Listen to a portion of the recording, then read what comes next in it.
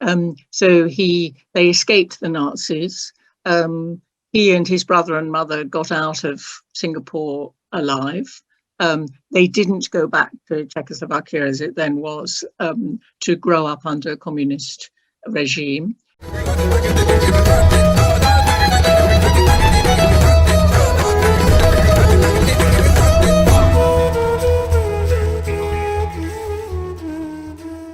That's right. And I also felt the main sort of feeling I picked up of the pages was that throughout his life, Stoppard feels very lucky for two reasons. One, the early success kind of meant that he could more or less live and work on his own terms, even if he had financial worries at some point or the other.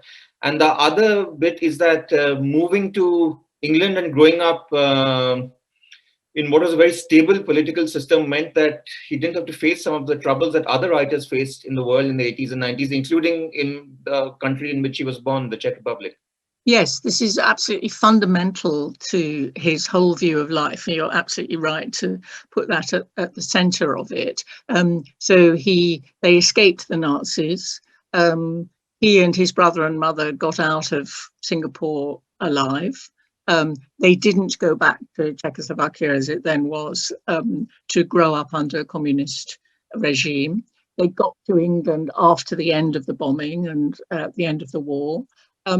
So with good reason has he often described his life as a charmed life or as a lucky life. And I think chance and luck, from the throwing of the coins in Rosencrantz and Guildenstern, play a big part in his characters' lives. But increasingly, as time went by, he came to think, very seriously about this.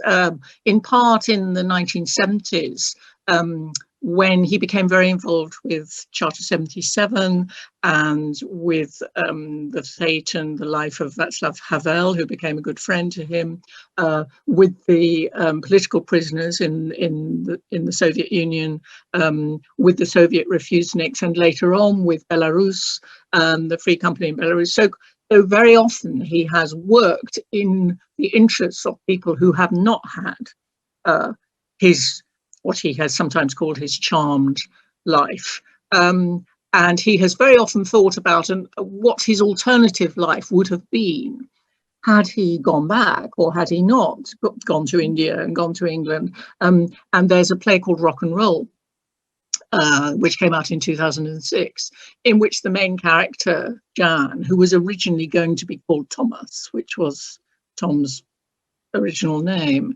does grow up in Czechoslovakia, does suffer under the restrictions of the Soviet regime, does have the kind of life that people like Havel were having in the 70s. So he's acutely aware of his own place in relation, and his own privilege actually in relation to that. And then later on, he became increasingly aware of the Jewish history of his family.